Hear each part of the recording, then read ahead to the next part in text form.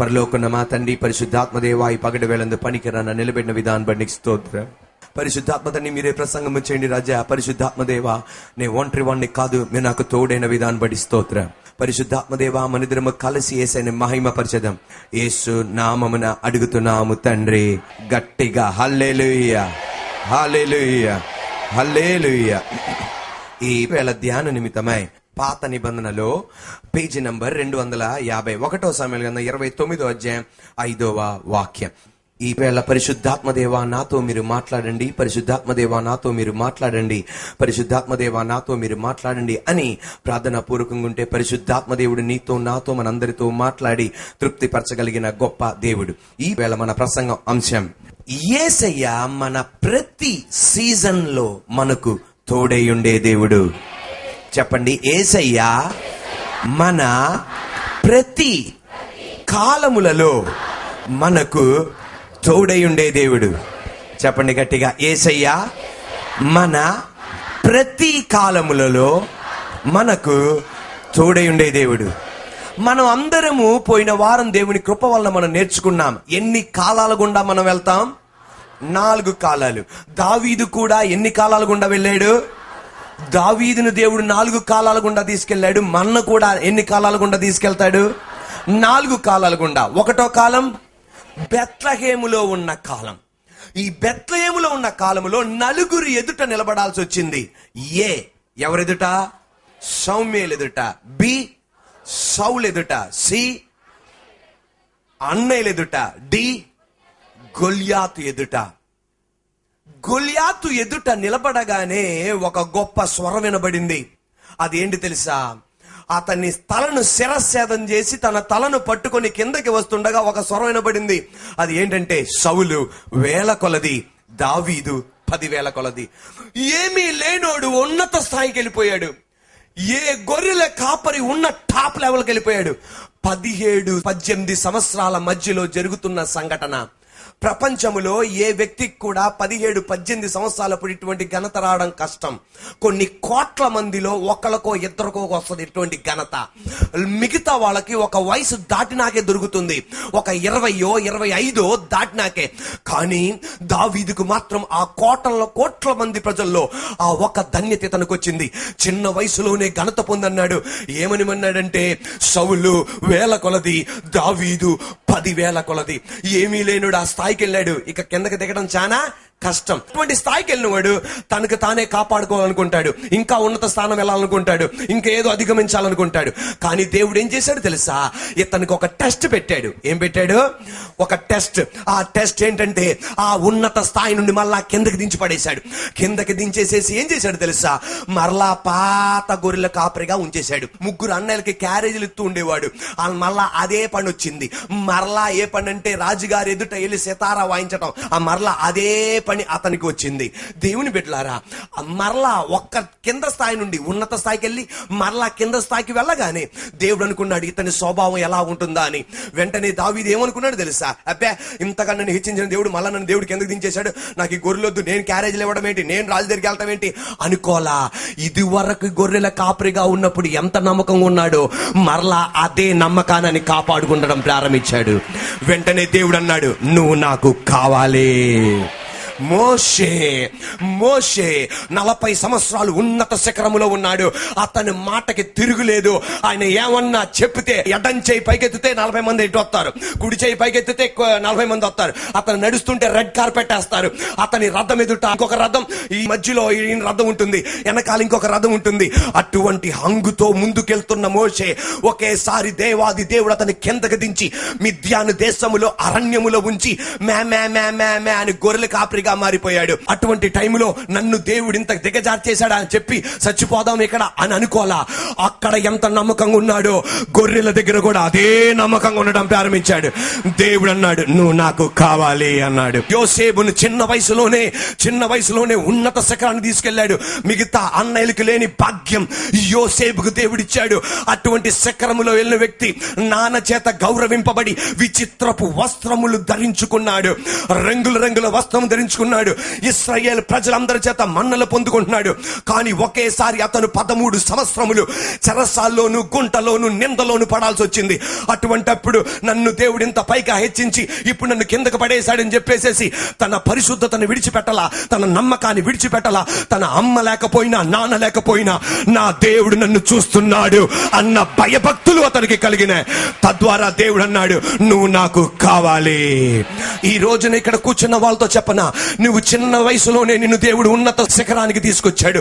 కానీ ఈ రోజున నిన్ను కిందకి దించేశాడా? ఏమీ లేని నీ కుటుంబాన్ని ఉన్నత వ్యాపారం ఇచ్చాడు. కానీ ఈ రోజున నువ్వు దిగజారిపోయిన స్థితిలో ఉన్నావా? ఇది వరకు నువ్వు ఎంతో పేదరికంలో ఉండేవాడివి, కానీ నిన్ను ఐశ్వర్యవంతుడుగా దేవుడు మార్చాడు. ఈ రోజు దీనుడుగా ఉన్నావా? నా దేవుడు చెప్పేది, ఇది వరకు ఎంత నమ్మకం నీకుందో, ఇది వరకు నీకెంత భయభక్తులు ఉన్నాయో, ఇది వరకు ఎంత శ్రద్ధ ఉందో, అది నీ దగ్గర నుండి దేవుడికి కనబడాలి. అది ప్రజలకు కాదు కనబడాల్సింది, దేవునికి కనబడిందా? దేవుడు నిన్ను మరొక దావీదుగా చూస్తున్నాడు. దేవుడు నిన్నొక మోషేగా చూస్తున్నాడు. Are you ready? దావీదు వేల కొలది, సౌలు వేల కొలది, దావీదు 10,000 కొలది అన్న స్వరం విన్నాక మరలా పాత పనైనా ఇది వరకెంత నమ్మకం ఉన్నాడో అదే నమ్మకాన్ని ఆయన కాపాడుకోవడానికి ప్రారంభించాడు. 1వ కాలం ముగింపబడింది. ఇప్పుడు ఎన్నో కాలం? Are you ready?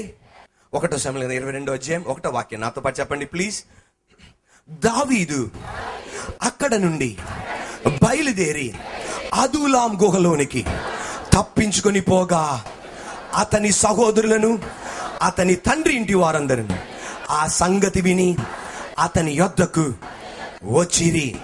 మరియు ఇబ్బంది గల వారందరూ, అప్పులు చేసుకునే వారందరూ, అసమాధానముగా నుండి వారందరూ అతని యొద్ద కూడుకొనగా అతడు వారికి అధిపతి ఆయను. అతని యొద్దకు ఎక్కువ తక్కువ 400 మంది వచ్చి ఉండిరి. 2వ కాలం. ఏ కాలం? 1వ కాలం గట్టి చెప్పండి. 1వ కాలం బెత్లెహేములో ఉన్న కాలం. ఆ కాలం ఎన్ని సంవత్సరాలు ఉన్నాడు అక్కడ? 7 సంవత్సరాలు. అంటే ఆయన పుట్టింది అక్కడే, కానీ అభిషేకింపబడినాక ఎన్ని సంవత్సరాలు? 7 సంవత్సరాలు. ఇప్పుడు ఎన్నో కాలం? గట్టిగా 2వ కాలం అదులాం కాలం. గట్టి చెప్పండి. అదులాం కాలం అంటే గృహలో ఉన్న కాలం. అతను ఎన్ని సంవత్సరాలు ఉన్నాడు అంటే అదులాం గృహల్లో 7. మనం ఏమనుకుంటామంటే గృహ అంటే ఏదో ఒక సింహం ఉండేది, ఏదో ఒక ఎలుక ఉండేది, ఏదో ఒక నక్కు ఉండేది. అటువంటిది కాదు. మనకు చాలా మంది చెప్తారు అజంతా ఎల్లోరా కేవ్స్ గృహలు అని. అవి చాలా పెద్దవి. అటువంటి అదులాం గృహలు ఈ గృహలు. ఈ అదులాం గృహలోనికి ఆయన వచ్చాడు. అదులాం గృహలో ఎన్ని సంవత్సరాలు ఉన్నాడంటే 7 సంవత్సరాలు ఉన్నాడు. పలుకుబడి ఉంది, కానీ ఆయన పలుకుబడి పనికి రావట్లా. అభిషేకం ఉంది, కానీ బయట పడలేకపోతున్నాడు. ఇతని దగ్గర వరాలు ఉన్నాయి, తలంతులు ఉన్నాయి, కానీ ఏమీ కుదరట్లా. దేవుని బిడ్డలారా, నిన్ను నన్ను కొన్నిసార్లు ఇటువంటి అదులాం గృహలోని నడిపిస్తాడు. అంటే నీ అదులాం గృహ సొరంగం కాకపోవచ్చు, రాతితో ఉన్న ఒక గృహ కాకపోవచ్చు, సిమెంట్తో కట్టిన ఒక గృహ కాకపోవచ్చు, మట్టితో కట్టిన ఒక గృహ కాకపోవచ్చు, లేకపోతే వేరే ప్లాస్టర్ ఆఫ్ ప్యారిస్ తో కట్టిన ఒక గృహ కాకపోవచ్చు, కానీ పేదరికమైన గృహ ఉండొచ్చు, చదువుకున్న ఉద్యోగం లేని గృహ ఉండొచ్చు, వివాహం జరగని గృహ ఉండొచ్చు, అప్పులతో నింపబడిన గృహ ఉండొచ్చు, బిడ్డలు మాటలు వినని గృహ ఉండొచ్చు. అటువంటి టైంలో నీకు అన్ని ఉన్నాయి, కానీ నువ్వు మరుగుపడిన వ్యక్తిగా ఉంటావు. అయినా భయపడక్కర్లా. ఆ అదుల్లాం గృహలోనికి దేవుని యొక్క కృప అతన్ని ఆవరించింది. దేవుని స్తోత్రం, హల్లెలూయా. ఈ రోజున అదుల్లాం గృహలో దావీదు మీదకి కృప ఆవరించినట్లుగా నీ అదుల్లాం గృహలోని కూడా నా దేవుని కృప ఆవరించింది. దేవుడు యాకోబుతో అన్నాడు, యాకోబు, నేను నీతో చెప్పిన మాట నెరవేర్చు వరకు నేను నిన్ను విడువను. అంటే దేవుడు యాకోబుతో అన్నాడు, యాకోబు నువ్వు మోసం చేయి, నువ్వు మీ నాన్నని మోసం చేయి, మీ అన్నయ్యని మోసం చేయి, మీ మామయ్యని మోసం చేయి, నీ పెద్ద భార్యని మోసం చేయి, రెండో భార్యని మోసం చేయి, కనపడే వాళ్ళందరిని మోసం చేయి, నేను నీకు ఒక మాట ఇచ్చా, ఆ మాట నెరవేర్చే వరకు నేను నిన్ను విడువను. ఎందువలన దేవుని కృప అతని మీద ఆవరింపబడి ఉన్నది. అదుల్లాం గృహలో కూడా దేవుడు అన్నాడు, నేను నా కృప నీ మీద ఆవరింపబడి ఉంది. ఒక రోజున దేవుడు దావీదుతో ఇలాగన్నాడు. నాతో పాటు చెప్పండి, ఆర్ యు రెడీ? 1వ దినవృత్తాంతముల గ్రంథం 17:13. నేను అతనికి తండ్రినై యుందును, ఆమేన్. అతడు నాకు కుమారుడై ఉండును. నీకంటే ముందుగా ఉన్న వానికి నా కృపను నేను చూపక మానినట్లు అతనికి నేను నా కృపను చూపక మానును. ఈ మాట ఎవరు చెప్తున్నారు? సర్వశక్తి కలిగిన దేవుడు అంటున్నాడు. దావీదు, నీ కన్నా ముందల ఒక రాజు ఉన్నాడు. ఆ రాజు మీద ఉన్న కృప చిన్న పాపానికి తీసిపడేశా, కానీ నేను నీ మీద కృప ఉంచబోతున్నా. ఆ కృపను నేను ఎన్నడూ తీసివేయను. దేవుడేమిచ్చాడు? దేవుడేమిచ్చాడు? కృప ఇచ్చాడు. దేవుడేమిచ్చాడు? దేవుడేమిచ్చాడు? దేవుడేమిచ్చాడు? మాట ఇచ్చాడు. నేను నీ మీద ఉన్న కృప తీసివేయను. మీకు తెలుసా, అందుకే 3,000 మంది వచ్చారు కలిసి ఒక్క దావీదుని చంపడానికి. ఎంత ఆఫ్టర్ ఆల్? 3,000 మంది అండి ఒక్క వ్యక్తిని చంపడానికి. తనకు జీతం ఇస్తున్నాడు, ఆహారం ఇస్తున్నాడు, అన్ని సదుపాయాలు ఇస్తున్నాడు. ఏంటిది? 3,000 మంది ఒక్క వ్యక్తిని చంపడానికి. అయినా దేవుడు అన్నాడు, నా కృప నీ మీద ఉంది గనక ఎవడు నిన్నెవడు చేయలేడు. Are you ready? దేవుడు ఎందుకని? దేవుడు ఏమిచ్చాడు? మాట ఇచ్చాడు. మీకు తెలుసండి, దావీదు బెత్సబాతో పాపం చేశాడు, ఇంకొక పురుషుని భార్యతో పాపం చేశాడు. పాపం చేస్తే కృప పోవాలి, కానీ కృప పోయిందా? ఎందుకని? మాట ఇచ్చాడు.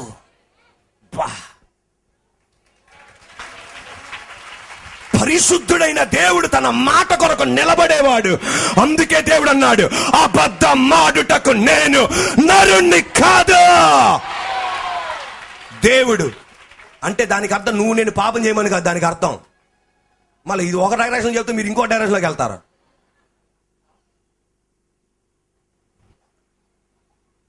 నా కృప నిన్ను విడిచిపోదు. దేవుడు ఒక రోజున సిలువలో మరణించి 3వ రోజు తిరిగి లేచి పరలోకానికి వెళ్తున్నప్పుడు శిష్యులతో అన్నాడు, యుగ సమాప్తి వరకు నేను మీకు ఏమిచ్చాడు?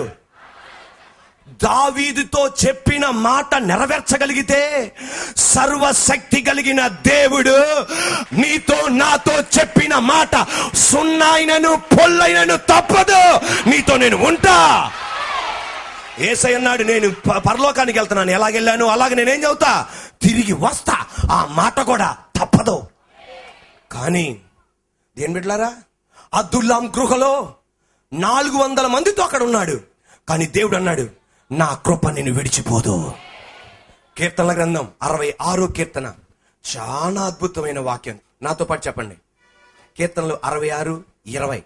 Are you ready? నాతో పాటు చెప్పండి, దేవుడు నా ప్రార్థనను త్రోసివేయలేదు. ఈ మాట గట్టిగా, నా యొద్ద నుండి తన కృపను తొలగింపలేదు. ఆయన సన్నదింపబడును గాక. Praise the lord. అతని తపన చూడండి. దేవా, నాకన్నా ముందలోడు చిన్న పాపం చేస్తేనే కృప తీసేవయ్యా, కానీ నా మీద నన్ను కృప తీలా. ఒకటి నువ్వు నాకు మాట ఇచ్చావు. అదుల్లాం గృహలో కూడా అన్నాడు, నా కృప నిన్ను ఆవరించి ఉంటుంది. దేవుని బిడ్డలారా, నా దేవుడు ఆ గృహలో ఒక కార్యం చేస్తున్నాడు. ఏ దేవుడైతే అదుల్లాం గృహలో దావీదు కొరకు కార్యం చేసి 400 మందితో ఎల్నోడు 7వ సంవత్సరమున ఎలా బయటకు వచ్చాడు తెలుసా? 3 లక్షల మంది సైన్యంతో బయటకు వచ్చాడు. ఈ రోజున నిన్ను దెయ్యంగాడు నిన్ను అప్పుల గృహలోనికి పంపించిన, వివాహం జరగని గృహలోనికి పంపించిన, నింద గృహలోనికి పంపించిన, నేరారోప గృహలోనికి పంపించిన, నా దేవుడు నిన్ను ఘనతతో బయటికి తీసుకురాబోతున్నాడు. నా దేవుడు నిన్ను పరిశుద్ధతో బయటికి తీసుకురాబోతున్నాడు. నా దేవుడు నిన్ను విడుదలతో బయటికి తీసుకురాబోతున్నాడు. ఎందుకని? గృహలో నువ్వు ఒక్క దానివి కాదు, గృహలో నువ్వు ఒక్కడివి కాదు, నీ గృహలో కృప ఉంది.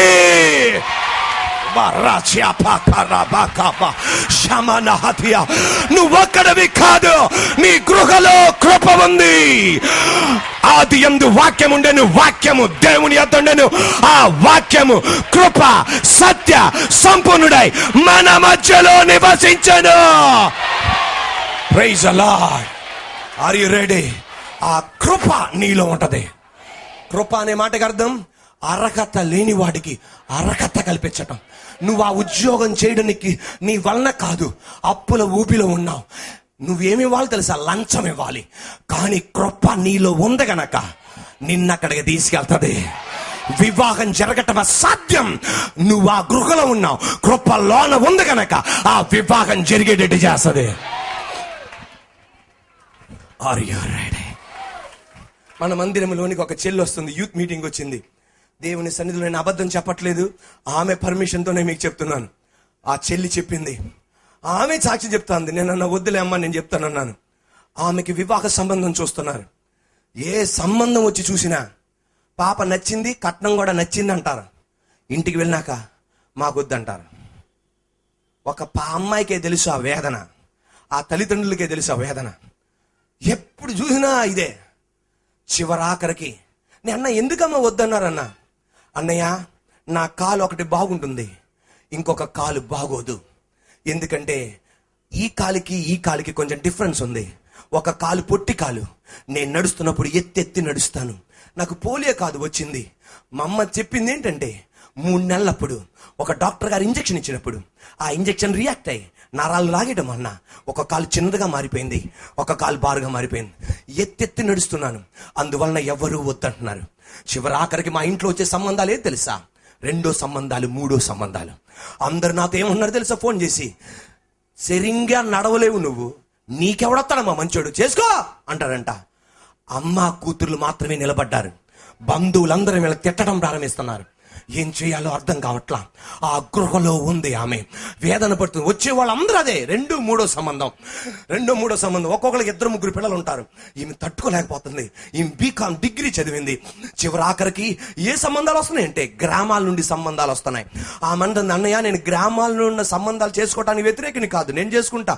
వాళ్ళు మనుషులే, పట్టణంలో ఉన్న వాళ్ళు మనుషులే, గ్రామంలో ఉన్న వాళ్ళు మనుషులే. కానీ నేను డిగ్రీ చదివాను అన్నయ్య, నా భర్త నాకన్నా డిగ్రీ అన్నా ఉండాలి, నాకన్నా కొంచెం పెద్ద స్థాయిలో ఉండాలి, అది నా తపన. బంధువులందరూ ఏమన్నారు తెలుసా? ఎవడొచ్చి చేసుకుంటాడమ్మా నీ మొఖానికి, నీ నడక బాగుందనా, ఏం బాగుందని అని చెప్పి ఆమెను విమర్శించడం ప్రారంభించాడు. ఆమె చెప్తుంది, అన్నయ్య ప్రతి వారం నేను వేదనతో నేను ఇక్కడికి వస్తా, కానీ నేను ఎంతో ధైర్యంగా నేను బయటికి వెళ్తా. కానీ ఏం చేయాలో నాకు అర్థం కాదు, అన్ని వద్దు వద్దు వద్దు అన్నా. చివరాఖరికి నాకే డౌట్ వేసింది, ఇంతకు నాకు పెళ్ళయిద్దా లేకపోతే ఇలా మిగిలిపోతానా? కానీ నీ గృహలో కృప ఆవరించింది. ఈ రోజు నేను చెప్పనా, ఎవరన్నా ఇటువంటి గృహలో ఉన్నారా? ఆ గృహలో ఎక్కువ కాలం ఉండనివ్వడు. ఎందుకని ఆ దాంట్లో కృప ఉంది గనక ఎక్కువ కాలం ఉండనివ్వడు. వెంటనే ఒక 2 నెలల క్రితం ఒక సంబంధం వచ్చింది. అమ్మాయిని చూశాను, నేను తప్పనిసరిగా చేసుకుంటానని. ఇంటికి వెళ్ళినాక ఫోన్ కాల్ వస్తుంది అనుకున్నారంట. ఏంటిది? నాకు దేవుడి కార్యం చేస్తే ఎవడ నోరన్నా మోపిస్తాడు. వద్దు అని ఫోన్ కాల్ వద్దని వెయిట్ చేస్తుందంట, ఎప్పుడు వస్తుందిరా బాబు అని. ఎవరో ఫోన్ కాల్ వచ్చిందంట, హలో అని. అమ్మ చెప్పేశాడరా అనుకున్నానంట. నో, ఆ ఫోన్ చేసి అంటున్నారంట, ఎప్పుడు పెళ్లి కుదుర్చుకుందాం అన్నారంట. ఆమె చెప్తుంది, అన్నయ్య ఇప్పుడు దాకా వచ్చింది అందరు డిగ్రీ వాళ్ళే, కానీ ఇప్పుడు వచ్చిన భర్త ఎంకామ్ చేశాడు, ఇప్పుడు ఒక కాలేజీలో పనిచేస్తున్నాడు. నా దేవుడు నన్ను ఆదరించాడన్నయ్య. ఆ చెల్లి ఆ భర్తకి నడిచి చూపెట్టిందంట, ఏమండి నేను ఇలా నడుస్తాను, నా ఆకారం ఇది, మీకు నచ్చితేనే చేసుకోండి. కృప ఆమె మీద ఆవరించింది. ఈ పగటి వేళ నీ మీద నా మీద కృప ఆవరింపబడిన గాక. నువ్వే గృహలో ఉన్న కృప నిన్ను ఆవరించి నిన్ను బయట తీసుకురాగలిగిన శక్తి కృపకు ఉంది. Are you ready? ఒక రోజున ఒక వ్యక్తి బెంగళూరు పట్టణంలో ఒక యవనస్తుడు ఇలాగ అనుకున్నాడంట. బెంగళూరు పట్టణంలో ప్రఖ్యాతిగాంచిన ఒక కాలేజ్ ఉంది, సెయింట్ జోసెఫ్స్ కాలేజ్. ఈ సెయింట్ జోసెఫ్స్ కాలేజీలో 90% కన్నా ఎక్కువ ఉంటేనే సీట్ పర్మిషన్ వస్తుంది, అడ్మిషన్ వస్తుంది, లేకపోతే రాదు. ఇది తెలిసిన ఈ యవనస్తుడు అనుకున్నాడు ఈ సెయింట్ జోసెఫ్ స్కూల్లోనే చేరాలని. కానీ మనోడికి వచ్చింది 73. 73%. అందువలన ఎలాగన్నా కాలేజీకి వెళ్ళాలనుకొని ఏం చేశాడంటే అప్లికేషన్ పెట్టాడు, తీసుకున్నాడు, ఫామ్ ఫిల్ చేశాడు. ఇప్పుడు వెళ్తున్నాడు, ఇంటర్వ్యూకి పిలిచారు. చాలా మంది వెళ్తున్నారు అక్కడ సీనియర్ ఇంటర్మీడియట్ చదవడానికి. అందరూ వరుసగా నుంచున్నారు. తన ఎదురుగా ఉన్న 83, 80 అందరిని రిజెక్ట్ చేస్తున్నారంట. బాబు ఎందుకు రిజెక్ట్ చేశారన్నారంట. 83 వచ్చినాయి, వద్దన్నారు, 90 రావాలన్నారు. ఓరే నాయన, నాకు 73 ప్రభువా తండ్రి, 73 తండ్రి అనుకున్నాడంట. అయినా ఏముందని అక్కడ దాకా వెళ్ళి చూసొద్దాం అనుకున్నాడు. అప్పుడు ప్రార్థన చేసుకున్నాడు, దేవా నీకు అసాధ్యమైనది ఏది లేదు ప్రభువా. ఆ ప్రొఫెసర్ గారికి నన్ను చూసి కనికరం పొందేటట్టు చేయి ప్రభువా. ఆ ఉన్నతమైన కాలేజీలో చదవాలని ఆశ ఉందని. ఇంకా అతని ముందర 5 ఉన్నారు. ఈ లైన్లో నుంచి ఉంటే అక్కడ అడ్మిషన్స్ తీసుకున్న ప్రొఫెసర్ చూశానంట. కమాన్ అన్నాడంట, ఇటు రాబాబు అన్నాడంట. ఇటు రాబాబు అంటే నన్ను ఎందుకు పిలుస్తారులే అంత 73 అని ఆయనకు కూడా తెలదు 73 అని. నన్ను ఎందుకు పిలుస్తారులే 73 అనుకొని అని ఇటు చూస్తున్నాడంట. ఎదరోడు అన్నాడు అన్నాడంట. గబుక్కుని వెళ్ళాడంట. నీకు ఎంత వచ్చింది అన్నాడంట. గొడకలేస్తామంటే ఎన్ని వచ్చినా అన్నాడంట. ఎందుకంటే తన ఎదురుగా 83 వస్తారు. హేలే అన్నాడు. ఇవాళ 73 నా మొహాన్ని కొడతాడేమో అని అన్నాడంట. నువ్వు గొడకలేకయ్యా ఎన్ని వచ్చినాయి అన్నాడంట. సార్ అన్నాడంట 73%. నీకేమోనో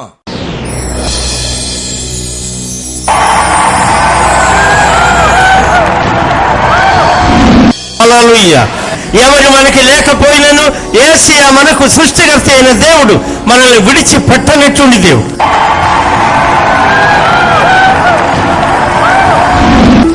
నువ్వు అనుకున్న ఎగ్జామినేషన్ లో పాస్ అవ్వకపోవచ్చు, నువ్వు అనుకున్న ఉద్యోగానికి రాకపోవచ్చు, నువ్వు అనుకున్న వివాహం జరగకపోవచ్చు, నువ్వు అనుకున్నది మొక్కలై ఉండొచ్చు. కానీ ఎబ్బేసిలా ప్రార్థన చేశాడు, God of Israel, oh that you would bless me and enlarge my territories. యెహోవా ఇశ్రాయేల్ దేవా, నిశ్చయంగా నన్ను ఆశీర్వదించి నా సరిహద్దులు విశాలపరచాలి. యేసు క్రీస్తు అందరికీ ప్రభువు. మన దేవుడు మనల్ని ఖచ్చితంగా నిశ్చయముగా దీవించే దేవుడు. హల్లెలూయా.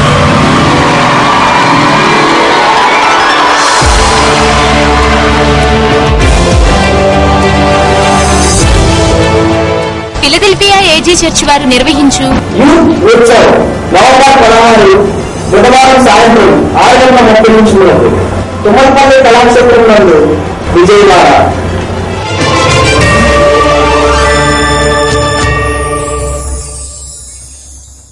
ఎవరు చెప్పారు నీ కుటుంబం బాగుపడదని? ఎవరు చెప్పారు నీ భర్త మారడని? ఎవరు చెప్పారు నీకు పిల్లలు కలగరని? ఎవరు చెప్పారు ఆ రోగము తగ్గదని? ఎవరు చెప్పారు ఆ ఉద్యోగం పొందలేవని? ఎవరు చెప్పారు ఆ ప్రమోషన్ నీకు దొరకదని? ఎవరు చెప్పారు నీకు పరిచర్యలో అభివృద్ధి పొందలేవని? ఎవరు చెప్పారు ఆ వ్యాపారం నువ్వు చేయలేవని? ఎవరు చెప్పారు నువ్వు చదువుకోలేవని? ఎవరు చెప్పారు ఈ అప్పుల ఊబిలో నుండి బయటికి రాలేవని? ఫిలదెల్ఫియా ఏజీ చర్చ్ వారు నిర్వహించు యేసుతో ఆరాధన Vijayawada Vidyadharapuram bypass road RTC depot ప్రక్కన గ్రౌండ్స్ లో జరుగును. దేవుని కృప వలన ప్రతి ఆదివారం 4 ఆరాధనలు జరుగును. మొదటి ఆరాధన ఉదయం 6 గంటలకు, రెండవ ఆరాధన 8 గంటలకు, మూడవ ఆరాధన 10 గంటలకు, నాలుగవ ఆరాధన 12 గంటలకు. రండి, యేసయ్య మీ నిందకు ప్రతిగా రెట్టింపు ఘనతనిచ్చును. Phone number 970100 9704 9848482401.